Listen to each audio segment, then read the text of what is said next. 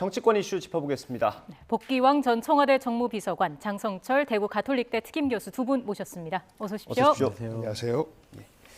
먼저 교수님께 여쭤보겠습니다. 이복현 전 금감원장이 어제 오늘 아주 뉴스를 도배를 하고 있습니다. 그렇죠. 임명 어떻게 보십니까? 기본적으로 능력 면에서는 충분히 가능하다라는 좀 생각이 듭니다. 검찰 내에서의 경제, 금융 분야 특수통 수사를 열심히 하셨고요. 또한 CPA 자격증도 있고 검찰 내에서는 그쪽 분야에 특화된 분이다라고 할 수가 있는데 과연 꼭 검사 출신을 이 자리에 임명을 해야 되는 것이냐라는 것에 대한 좀 논란이 있는 것 같습니다. 예. 뒷부분에 뭐 자세히 설명해 드리도록 하겠지만은 좀 너무 정부 요직에 검사 출신 분들이 너무 많아요. 그래서 이게 검찰공화국이 되는 것이 아니냐 그런 우려가 나오고 있습니다. 예.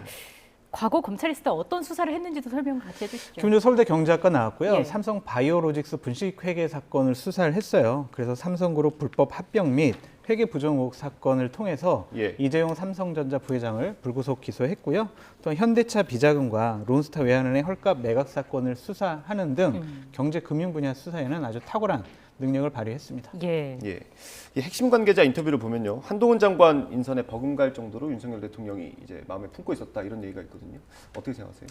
그러니까 이분이 지난번에 검찰 수사권 그 개혁 법안 추진 과정에서 느닷없이 부장검사라는 분이 문재인 대통령을 저격하면서 사표 내겠습니다 했어요. 그래서 뭐 언론에 많은 부분을 장식을 했었는데 그때부터 윤석열 대통령과의 관계가 좀 형성됐던 것 아닌가 예. 이렇게 추측할 수밖에 없습니다. 그래서 정치적인 동지 입장이면서 또 무리 뭐 부담이 될 수 있음에도 불구하고 그런 그 현 대통령인 문재인 대통령을 저격하는 이러한 현직 검사에 대한 보은적인 의미가 숨어져 있는 것 아닌가 싶어요. 그래서 저는 지금 뭐 거론이 되는 13명 모두가 흠이 있는 분도 계시고 또 전문성이 있는 분도 계실 겁니다. 예. 그리고 뭐 똑똑한 분들이 검사 되시는 거 아니겠어요?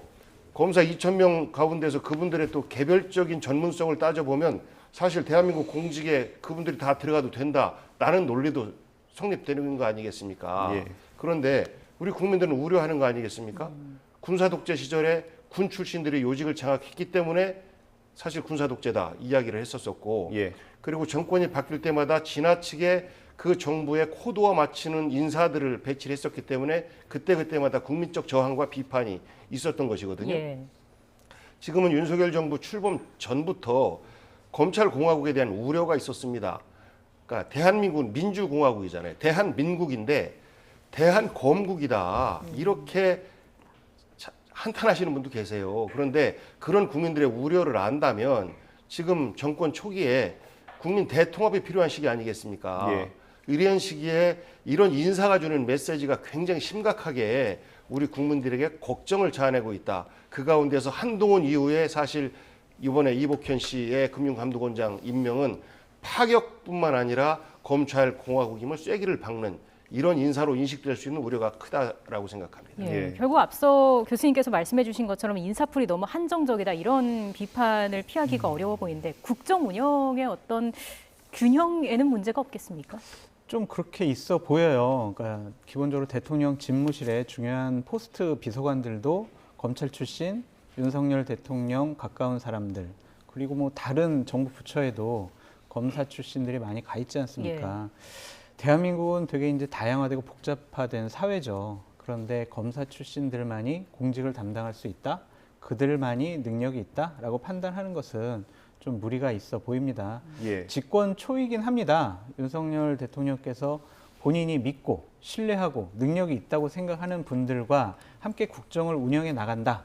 이것은 당연히 대통령으로서 결정할 문제이긴 하지만 좀 다양한 분야에서 좀 더 능력 있는 분들을 다양하게 좀 인재풀을 넓혔으면 예. 얼마나 좋았을까라는 예. 좀 아쉬움이 듭니다.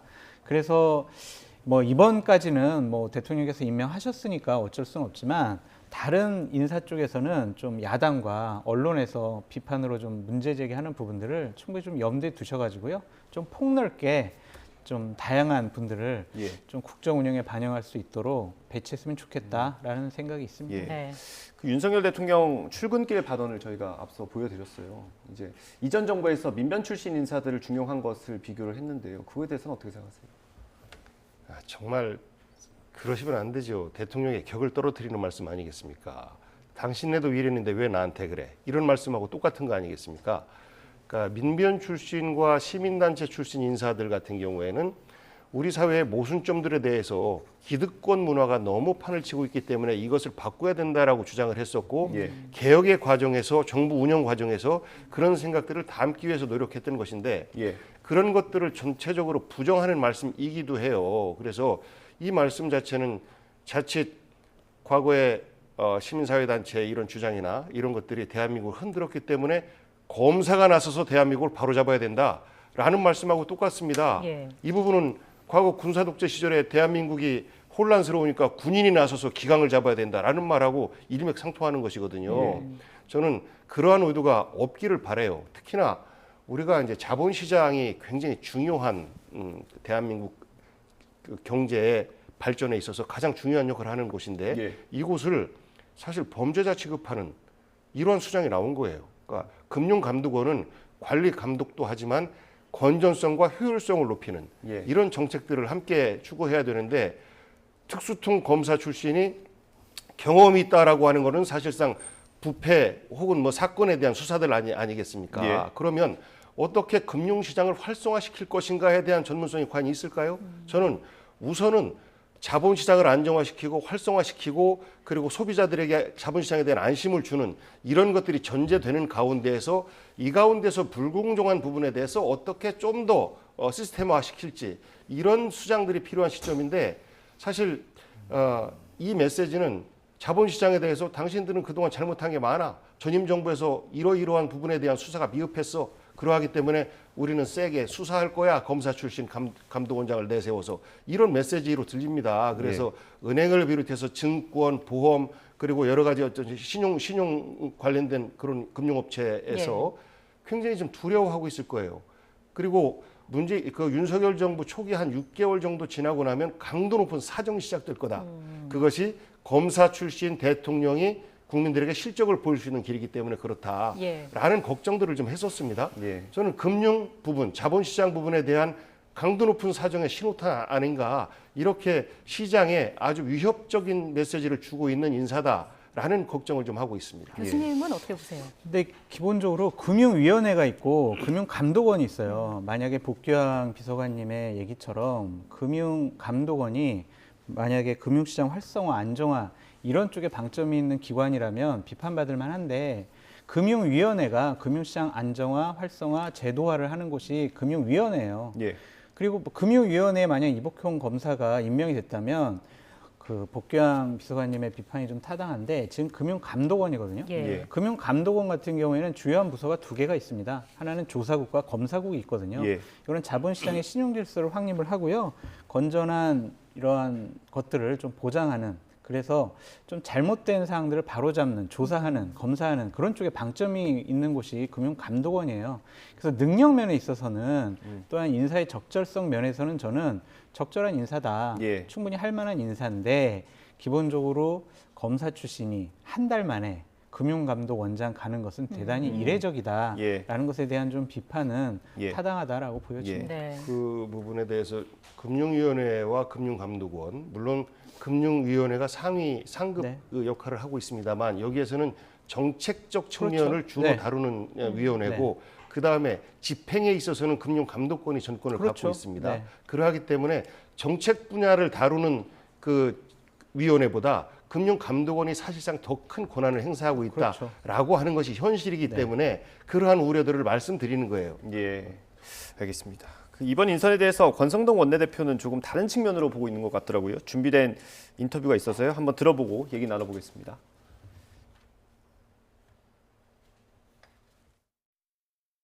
대통령께서도 말씀하신 바와 같이 적재적소 인사 원칙을 지켰고 능력 유지 인사를 했다 이렇게 보고 있습니다. 금감원이 각종 금융기관에 대한 감독, 감시 기구이기 때문에 그 기능이 굉장히 중요합니다. 그런데 제가 보기에는 지난 라임 옵티머스 사태 시에 금융감독원이 제 기능을 발휘하지 못했다 이렇게 보고 있습니다. 사전 예방도 못했을 뿐만 아니라 사후의 조사도 굉장히 저는 부실했다. 그래서 라임 옵티머스 사건의 본질을 제대로 파헤치지 못했다. 네, 권성동 원내대표 대표가 이제 라임 옵티머스 사건에 대해서 언급을 했습니다.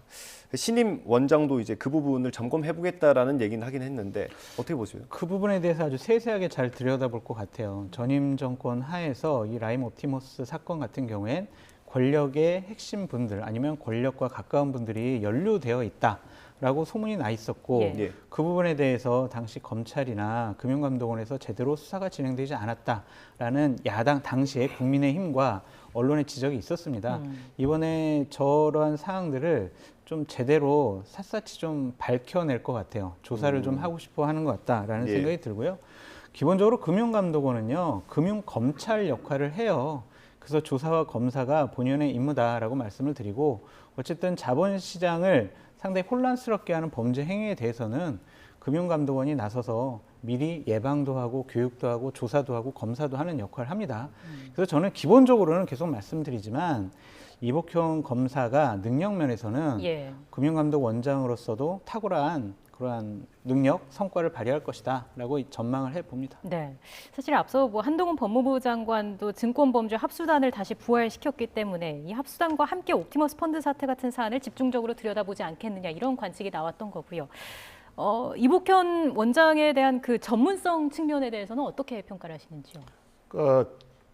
그동안 수사했던 이력을 보면 수사는 할 것 같아요. 잘 할 것 같아요. 예. 그런데 수사 전에 관리 감독이라고 하는 것은 안정성과 효율성을 도모하는 겁니다. 예. 감독은 나쁜 일을 한 어떤 금융기관을 잡아내는 역할도 있습니다만 재정 건전성, 금융 건전성을 확보하는 가운데서 어떻게 효율화시킬 것인지, 그래서 금융 소비자들에게 어떻게 안정적인 금융 공급을 할 것인지가 첫 번째 우선되는 거예요. 예. 전제 조건이고 이것에 대해서 저해되는 어떤 위반에 대해서는 또 검찰과 협력해서 수사를 하죠. 금융감독원에서 일단 문제가 발생되고 나면 그 다음에 이것을 수사하는 과정에서 검찰과 협력하게 이렇게 되는 것인데 예. 이것은 사실상 직접 수사를 경험한 사람이기 때문에 이 전체 그 자본시장 4개 주요 시장 그 기관들을 잠재적 범죄자로 보는 듯한 이런 느낌을 줘요. 예. 물론 잘못된 부분은 다 제거를 해야죠. 예. 그런데 무엇은 잘못됐고 그리고 그 이전 정부에서 무엇이 잘못됐기 때문에 안 돼라고 하는 것은 저는 끊임없는 갈등만 조장하는 것이다라고 생각해요. 예. 지난번 여가부 폐지 부분에 있어서 그 이전에 있었던 뭐 성범죄 당시에 제대로 된 입장을 내지 못했다. 그러기 때문에 필요 없다라는 것들도 여전히 갈등의 어떤 요인으로 작용하고 있는 거 아니겠습니까? 이 부분도 콕 집어서 라임 옵티머스 사태를 이야기를 했어요. 이 부분에 그러면 금융감독원장 나와서 지난 정부 때 미진한 부분에 대한 수사, 보복성 수사를 진행하겠구나라고 추측을 할 수밖에 없게 됩니다. 예. 그런데 라임 옵티머스 때 또 한 부분으로 뭐가 있었냐면요. 검사 3명에 대한 접대 사건이 있었어요. 이때 쪼개고에서 96만 원밖에 접대를 안 받았기 때문에 2명에 대해서는 아예 불기소, 과태료 처분으로 끝내고 1명만 불기소 처분하는 이러한 부분은 우리 국민 쪽 공분을 샀던 이런 사건 관계였었거든요. 예. 그래서 라임 옵티머스가 검찰의 잘못된 부분을 드러낸 한 사건이기도 하다라는 예. 것으로 그걸 갖고 전 정부를 어떤 잘못된 정권으로 매도하고 이것으로 해서 현 정부의 정당성을 만들려고 하고 이런 시도 자체가 저는 잘못된 것이다. 예. 우리 국민들을 걱정하게 하는 것이다. 여당의 원내대표가 그러한 이유 때문에 이복현 금융위원장의 인선이 정당하다라고 주장하는 것 자체가 전 국민들의 걱정을 점점 더 예. 크게 만드는 일이다 이렇게 생각해요. 금융감독원장이죠. 네. 위원장이라고 하셔가지고 그 금융감독원장의 이복현 부장검사 임명 그리고 한동훈 법무부 장관의 합수단 부활 이게 좀 맥이 이어지는 걸로도 볼 수 있습니까? 그렇게 봐야 되겠죠. 그러니까 서민 경제에 상당히 피해를 주는 거는 결국에는 금융범죄일 수밖에 없고 예. 증권범죄가 다수의 개미 투자자들이라고 하잖아요. 그분들을 많이 피해를 보여주니까 이 부분이 서민 경제를 보호하는 하나의 신정부의 상징적인 의지의 표현이 아니냐라는 좀 생각이 듭니다. 그 금융감독원 같은 경우에는요, 감독원장이 있지만 대여섯 분의 부원장들이 있어요. 그래서 뭐 증권, 보험, 은행 이런 쪽의 부원장분들이 금융감독원장을 잘 보좌 하고 정책적인 분야도 그분들과 함께 논의해서 나간다면은요, 기본적으로 제가 또 뭐 검찰 쪽에 알아보니까 상당히 좀 능력을 인정받고 열린 마음을 갖고 있는 분이라고 하더라고요. 네. 그래서 기본적으로 뭐 금융감독원장 역할은 제대로 잘 할 것 같다라고 전망해 봅니다. 이 이제 국가 시스템을 보면 왜 이런 기구가 필요했느냐 이렇게 따져 보면요, 다 이유들이 있습니다. 이거는 좀 제대로 역할을 못 하는데 그럼에도 불구하고 그 기구를 만들었던 이유가 있어요. 그리고 금융감독원장에 이게 이제 관리감독 플러스 효율성 제고 이거잖아요. 지난 한 25년, 26년 정도가 됐는데 출범한 지 그동안 검사 출신이 없었어요. 대부분 그 기재부의 어떤 그 재정 전문가나 이런 분들이 와서 금융감독원장 역할을 했단 말이에요. 왜 그런 인사를 했는지에 대해서도 들여다볼 필요가 있습니다. 과거 것들이 모두가 잘못됐다. 그러기 때문에 이것을 다 파헤쳐서 잘못된 부분을 바로잡겠다라고 하는 것은 지금 대한민국의 시스템을 너무 얕잡아 보는 것 아닌가 싶습니다.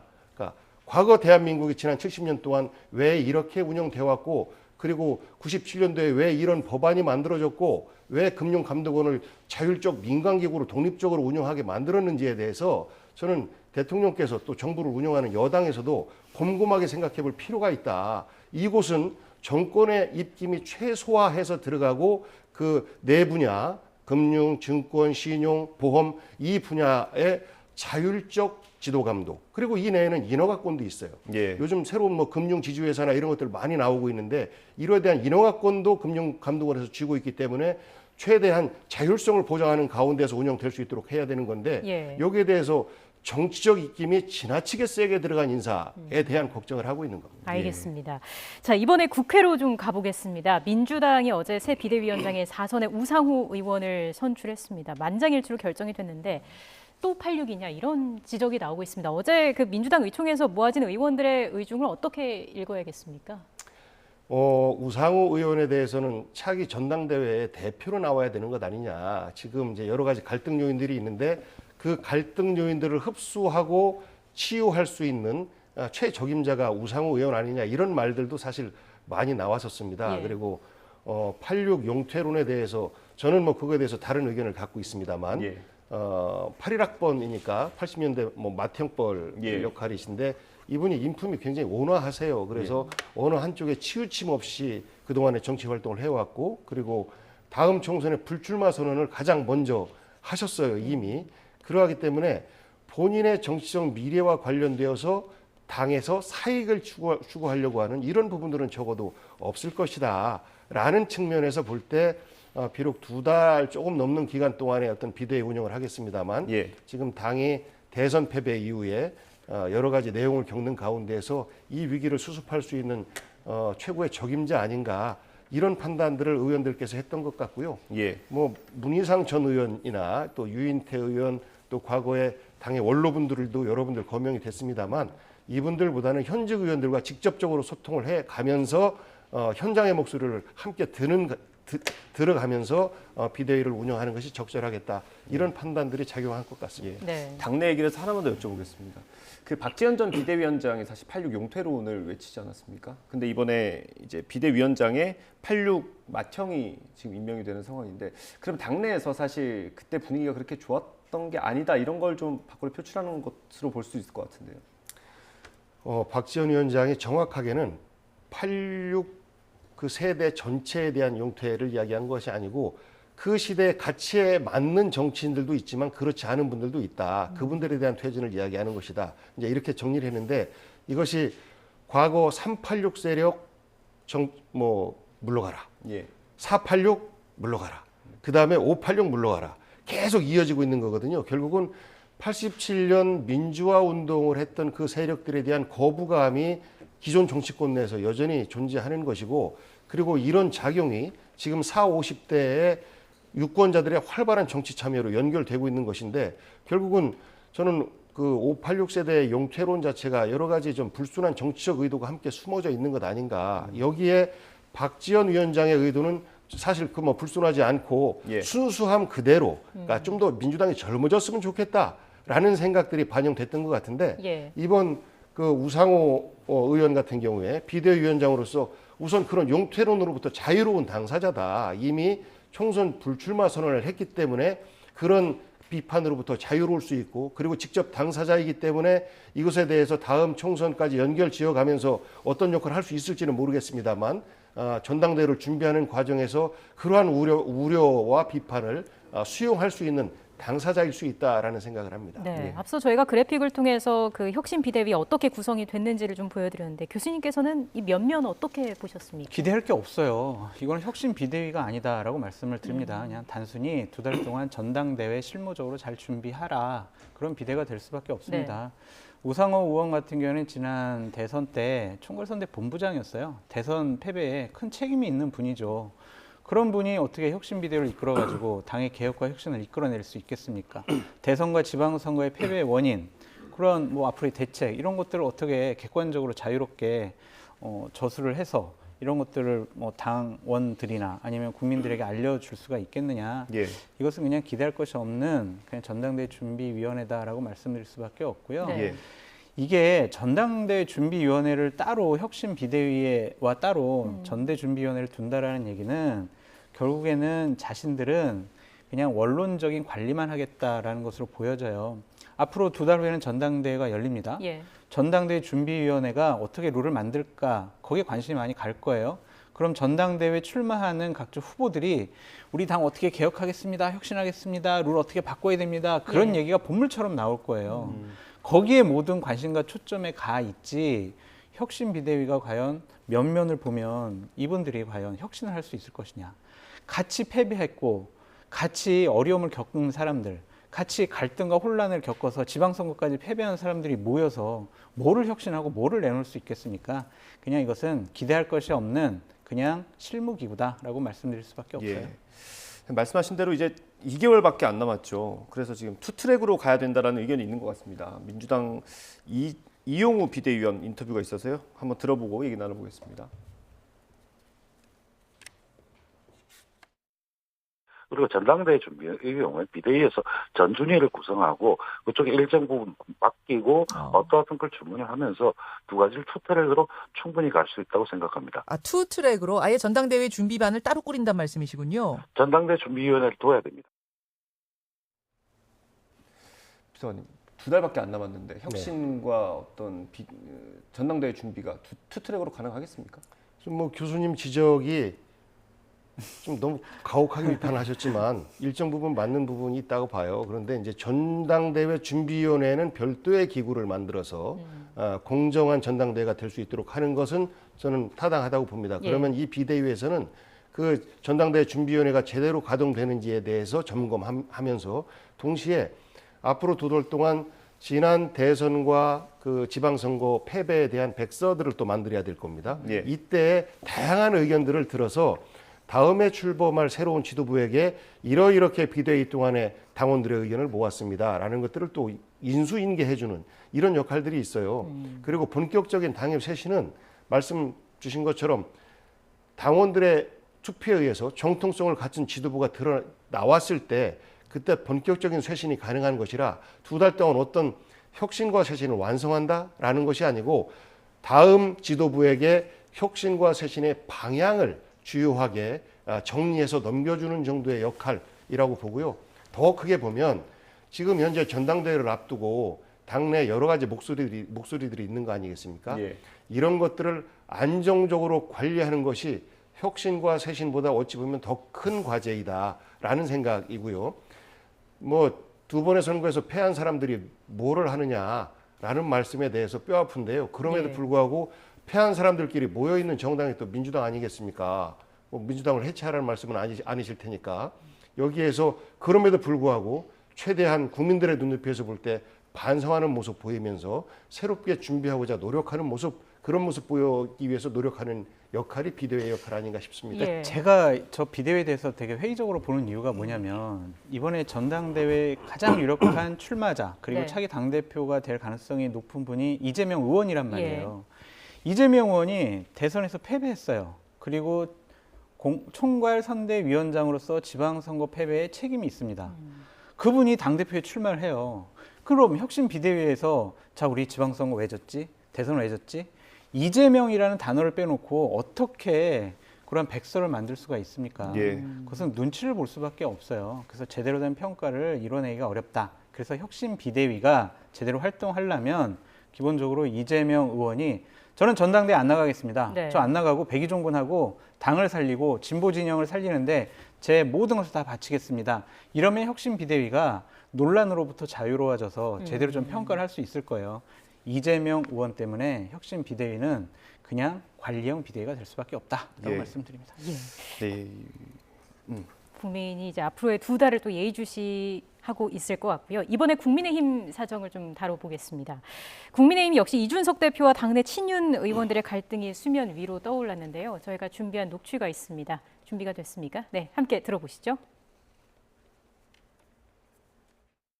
껴버렸기 때문에. 나쁘지 않다고 생각해요. 혁신, 개혁, 변화 예. 어디든지 좋은데 갑자기 화두만 던지고 우크라이나로 가버리셨기 때문에 예. 이게 이 혁신이 무슨 혁신인가 하는 궁금증이 좀 있어요.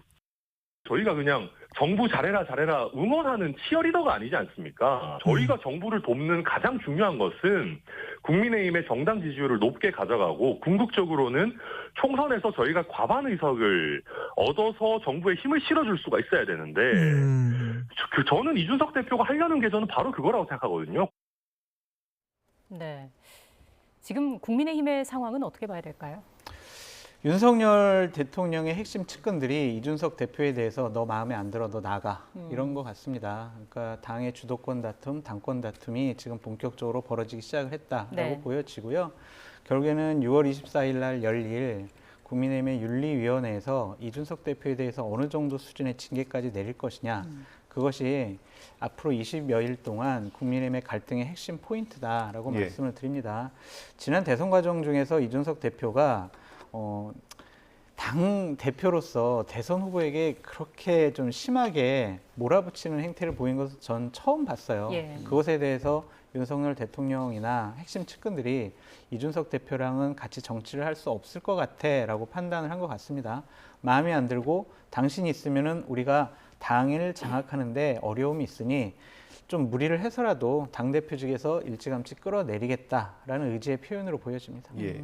그 지금 나온 얘기들을 보면 공천이 좀 갈등의 불씨가 됐던 것 같기도 하거든요. 그게 원인일까요? 아니면 이건 그냥 명분일까요? 빌미죠. 그러니까 이준석 대표 당신은 혁신하려고 하는데 당신의 측근 최고위원을 가장 국민의힘이 좋은 자리에다가 그렇게 당협위원장자로 임명을 하면 당신이 얘기하는 혁신이 뭐냐.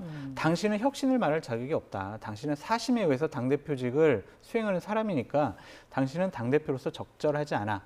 정말 윤석열 정권을 당이 뒷받침해서 성공적인 정부로 이끌기 위해서는 우리 윤석열 당선인과 가까운 사람들이 당권을 잡아야 돼. 그런데 내년 6월까지 1년 동안 당신이 당대표직을 유지를 하게 되면 우리가 당을 접수할 수 없으니 빨리 나가. 마음에 안 들어. 그런 식의 공격이 진행되고 있는 거죠. 예. 국민의힘 이야기이기는 합니다만 뭐 현재 어떻게 보고 계시는지요? 예, 우선 그 전에 이재명 의원이 당권에 도전할 가능성이 있기 때문에 혁신하지 못할 거다라는 말씀은 죄송합니다. 예. 민주당에서 뭐 반대 입장에서 그런 말씀을 하실 수 있겠습니다만 국민의힘 쪽에서 그런 말씀하시는 것은 이재명이 두렵기 때문에 그런 것 아니냐. 여전히 안 두려운데요. 예, 유력한 대선 후보로서의 존재감 이것 때문에 사실상 이재명 죽이기에 동참하는 것 아니냐 이렇게 생각할 수도 있겠다라는 말씀 드리고요. 지금 그 이준석 대표를 보면 곧 내려올 것 같은 이런 느낌이 듭니다. 일단 윤핵관이라고 하는 관련된 분들이 한 목소리로 그 이준석 대표를 비판하고 있는 것 아니겠습니까? 네. 그리고 이준석 대표 스스로도 비판받을 일을 했어요. 여당 대표로서 우크라이나에 간 것, 그리고 우크라이나에 간 것에 대해서 문제를 삼고 비판하는 목소리가 있으니까 러시아 사이에서 기회주의자냐 이런 말까지 해요. 예. 그러니까 이 부분은 여당 대표로서는 해서는 안 되는 행보이기 때문에 스스로 비판을 자초했다라는 측면이 하나가 있고 예. 또 하나는 지금 이 시기에 갑자기 혁신위원회를 꾸린다라는 것에 대해서 국민의힘 내부에서도 이해를 잘 못해요. 왜 혁신위원회? 공천 기준을 지금 만들어? 다음 당대표가 나서서 할 역할을 왜 임기가 아직 한참 남았는데 현 대표가 그것까지 손을 대려고 해? 소용없어 그런 것들. 그리고 나서 또 정미경 최고위원을 분당으로 이렇게 지역위원장 조직책 선정한 것에 대해서도 알박기 아니냐라는 비판들을 하고 있는 거예요. 본격적인 이 부분에 대해서는 본격적인 싸움이 시작된 겁니다. 그야말로 서로 치부를 드러내면서 이준석 대표는 정진석 부의장에 대해서 지난 지방선거 때 민원 넣지 않았느냐, 뭐 그 자격심사 통과하지 않은 사람을 비례대표로 넣어달라, 후보로 넣어달라라고 민원 넣지 않았느냐 이런 폭로전까지 이어지고 있어서 이준석 대표는 지금 사면 초과에 있는 것이죠. 윤석열 대통령과 함께했던 윤핵관들로부터 불편한 인물이기도 하고 그리고 본인의 성상납 의혹과 관련돼서 징계에 회부됐는데 우크라이나 간 것이 그 징계 일정을 뒤로 피하고자 불리한 재판이 있으면 재판 뒤로 미루지 않습니까? 그런 것처럼 24일로 예정됐습니다만 피하려고 하는 꼼수 아니냐 이런 것들까지 개인적인 부분까지 다 합쳐져서 이준석 대표는 이제 두 번의 선거를 잘 마치고 국내 입장에서는 그리고 이겼지 않습니까? 그리고 나서 이제 쓸모가 다 했다라는 어떤 입장들이 윤석열 대통령 측근들을 중심으로 해서 정리되는 것 아닌가 이런 생각입니다. 저희가 시간이 다 됐는데요. 짧게 좀 여쭤보겠습니다. 이명박 전 대통령이죠. 이명박 전 대통령이 최근에 검찰에 현 집행정지를 신청을 했습니다. 이게 이전 정부에서도 말이 계속 나오다가 마지막에 결국 안 됐는데 사면 가능성 어떻게 보십니까? 대통령께서 오늘 말씀하셨죠. 아직 뭐 생각해보지 않았다라고 얘기를 하셨는데 권성동 원내대표는 사면해야 됩니다. 국민통합 차원에서 이런 식으로 얘기를 하셨어요. 기본적으로 윤석열 대통령께서는 당선인 시절에도 이명박 전 대통령 사면해야 된다는 입장을 갖고 계셨기 때문에 멀지 않아서 사면이 되지 않을까라고 전망해 봅니다. 알겠습니다. 오늘 두 분 말씀 여기까지 듣겠습니다. 복기왕 전 청와대 정무비서관, 장성철 대구 가톨릭대 특임 교수와 함께했습니다. 고맙습니다. 고맙습니다.